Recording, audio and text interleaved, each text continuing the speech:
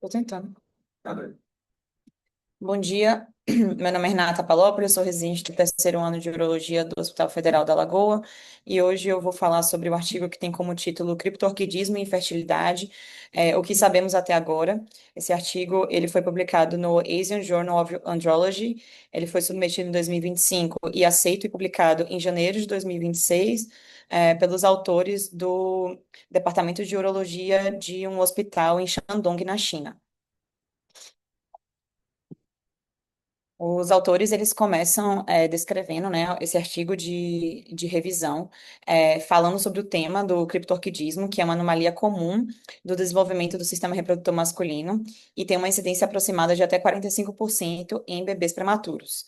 Existem alguns fatores associados, como a normalidade do gubernáculo, redução da testosterona, história familiar positiva, exposição de risco na gestação e prematuridade ou baixo peso ao nascer. As consequências biológicas do criptorquidismo, elas estão muito associadas a um aumento de apoptose de células testiculares, aumento de estresse oxidativo e alterações endócrinas. A detecção e o tratamento precoce, eles ajudam a preservar a fertilidade e reduzir riscos de tumores. E os tratamentos atuais propostos para pacientes com criptorquidismo é a terapia hormonal ou o tratamento cirúrgico, ou os dois. E o objetivo dessa revisão é aprofundar os mecanismos pelos quais o criptorquidismo leva à infertilidade. Então, ele descreve vários mecanismos, né, que estão associados à infertilidade de pacientes com criptorquidismo. Ele começa pela apoptose. Então, durante a espermatogênese, as células espermatogênicas, elas vão ser transformadas, né, nos espermatozoides. E a gente tem também o auxílio estrutural e nutricional das células de Sertoli às células espermatogênicas durante a espermatogênese. Elas são responsáveis pelo crescimento, divisão e diferenciação adequadas e são essenciais para que tenha uma espermatogênese normal.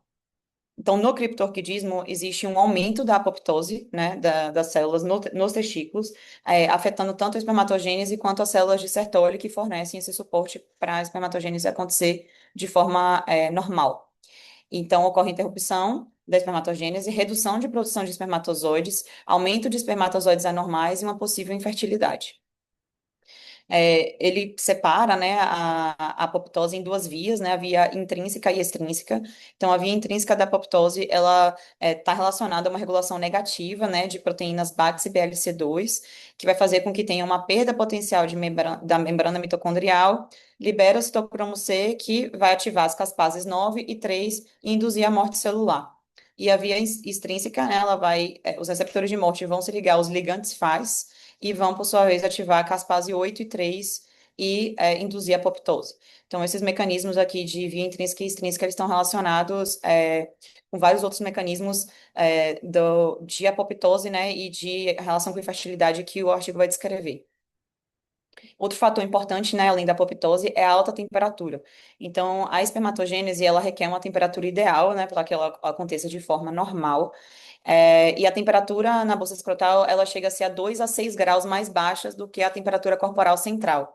Então, os estudos, né, mostraram que temperaturas elevadas, elas podem induzir a apoptose nas células germinativas e tem uma diminuição de produção de espermatozoides de até 14% para cada aumento de 1 grau na temperatura ali nos testículos, né, no momento da espermatogênese. Então, Jorban e autores, né, descreveram efeitos de temperatura de 35 e 37 graus, com o aumento da apoptose e uma queda na viabilidade celular de pacientes com criptorquidismo. Um modelo experimental, né, de estudos em coelhos, em que o criptorquidismo bilateral foi induzido, né, por cirurgia, mostraram resultados de aumento de temperatura superficial dos testículos com índice de apoptose de células germinativas maior e um aumento da proteína pró-apoptótica BAX e a antiapoptótica BCL, que foram aquelas proteínas da via intrínseca da apoptose que eu mostrei anteriormente. Outro fator, né, associado ao criptorquidismo, que pode gerar infertilidade, é o aumento da pressão externa por conta, né, do testículo ali na região inguinal. Então, ocorre um aumento da pressão no canal inguinal, que pode induzir também a apoptose nas células espermatogênicas. Então, não só a temperatura, como a pressão também pode induzir a apoptose, e ela vai interferir tanto na via intrínseca quanto na via extrínseca. E por isso, né, pode-se concluir que a pressão externa elevada é um fator importante na disfunção reprodutiva também. Então, existem algumas alterações endócrinas, né, também associadas ao criptorquidismo. Então, o artigo ele revisa como é a função do eixo hipotálamo-hipófise gonadal normal, né? Então, ele regula a função reprodutiva masculina com a liberação de NRH, que vai estimular a hipófise a produzir FSH e LH. E o LH estimula as células de Leydig a produzir testosterona, e o FSH atua nas células de Sertoli, estimulando a espermatogênese. Então, qualquer alteração nessa via vai interferir ali na espermatogênese e na produção de testosterona desses pacientes com criptorquidismo. Então, esses pacientes, eles já apresentam um desequilíbrio hormonal, né, com redução da espermatogênese e atrofia dos túbulos seminíferos. E esse estudo demonstrou, né, que pacientes que foram submetidos à orquitopexia, eles foram divididos em um grupo, tratamento com spray de buzerelina, né, de análogo do GNRH, por 6 meses, e um grupo controle sem tratamento. Né, e os resultados mostraram que 86% dos pacientes submetidos que estavam, né, no grupo de tratamento, submetidos a 6 meses de spray de análogo, eles tiveram uma qualidade do sêmen, né, com espermatozoides em níveis normais, e todos os outros grupos do controle apresentaram oligospermia grave. Existe um mecanismo de estresse oxidativo também, que também contribui para a infertilidade, em pacientes com criptorquidismo. Então, ele ocorre com a produção de ROS e RNAS, que são proteínas da síntese, né,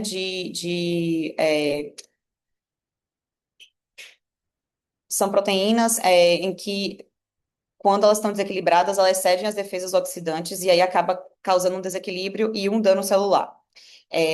O que pode causar, né, um estresse oxidativo nas células? Infecções, processos inflamatórios, a alta temperatura, como a gente tinha falado anteriormente, e a radiação, eles vão aumentar, né, essas proteínas e causar o equilíbrio ali redox, na relação ali das células. E os principais danos, né, associados ao estresse oxidativo, eles acontecem a nível molecular, né, com a degradação do DNA e RNA nucleares, que acaba comprometendo a genética do embrião, e também a oxidação de lipídios da membrana plasmática, reduzindo a motilidade espermática. Então, eles comprometem genética e comprometem a mobilidade dos espermatozoides.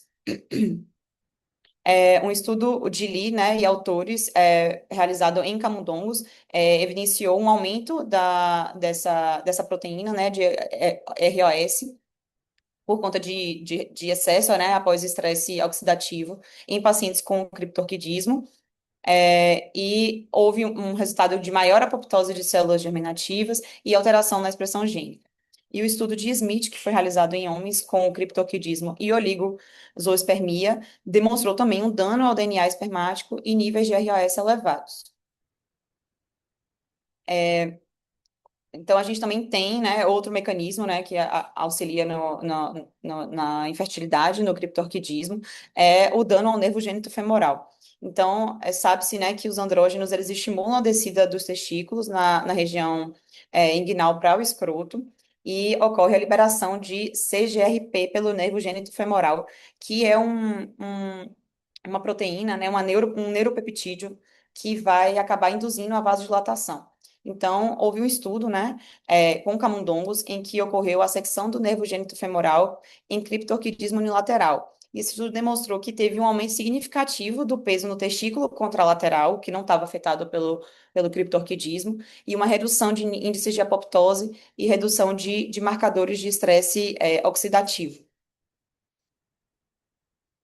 Além disso, outro mecanismo é a presença do anticorpo anti-espermatozoide, né, em que esses anticorpos, eles vão ter como alvo, né, os espermatozoides, e alguns estudos, né, demonstraram aqui que níveis séricos de anticorpo anti-espermatozoide em meninos pré-púberes que foram submetidos a cirurgia de criptorquidismo, eles estavam elevados, e cerca de 66% de homens com infertilidade também tinham um teste positivo para o ASA, né, que é o anticorpo anti-espermatozoide. E esses mecanismos eles estão associados, na verdade, a uma ruptura na barreira hematotesticular que vai estar relacionada aí com a infertilidade relacionada ao criptorquidismo.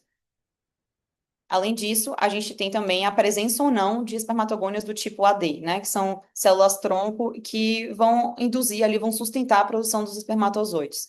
Então, meninos com estudos, né, estudos avaliaram meninos com criptorquidismo unilateral, em que a presença de espermatogônias no momento da cirurgia estava presente. E, posteriormente, os pacientes tiveram a maior concentração de espermatozoides e estudos também falam sobre o tratamento com o análogo, né, ou com HCG, desculpa, em que o tratamento acaba trazendo um aumento na razão de espermatogônias por túbulo seminífero.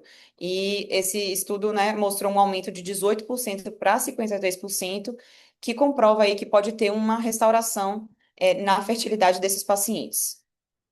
Então, essa figura é uma figura retirada do próprio artigo, que resume basicamente todos os mecanismos que são descritos por ele, interferem, né, na infertilidade no criptorquidismo. Então, aqui a gente tem a alta temperatura com a pressão externa elevada, né, que acaba induzindo a apoptose através de alterações tanto na espermatogênese quanto nas células de Sertoli. A gente tem também o eixo, né, hipotálamo aqui, em que qualquer alteração do criptorquidismo, que já tem uma disfunção normal do eixo, vai gerar também uma disfunção na produção de LH, de FSH e de células de Sertoli e de Leydig que vão impedir a produção de testosterona e a espermatogênese. A gente tem aqui em cima a presença ou não, né, das espermatogônias do tipo AD, que vão acabar facilitando ali a espermatogênese de forma adequada. A gente tem aqui os fatores que eu falei de alta temperatura, de anóxia, que acabam aumentando a produção de ROS, né? Então, aqui é o mecanismo de estresse oxidativo, que vai trazer tanto uma alteração na redução da motilidade do esperma, quanto uma alteração genética mesmo, né? Do DNA do espermatozoide. Aqui a gente tem a questão do nervo gênito femoral, que no criptorquidismo ele vai acabar diminuindo, ele vai estimular o nervo e vai acabar diminuindo a secreção daquele neuropeptídeo e diminuir a vasodilatação, né, do testículo contralateral. E aqui a gente tem também o ASA, né, que é o anticorpo anti-espermatozoide aqui, em que ele vai alterar tanto a função do esperma quanto a sua mobilidade também, que vai causar infertilidade. Então, é um resumo de todos os mecanismos que estão associados à infertilidade no criptorquidismo. As limitações do estudo, né, ele mesmo acaba descrevendo que a maioria dos estudos que foram incluídos nessa revisão de literatura, eles são estudos de centro único, que acaba dificultando a criação de diretrizes clínicas aplicáveis. A maioria dos estudos também, principalmente os citados no corpo do texto, eles foram realizados em modelos animais, então muitos estudos com camundongo, com coelhos.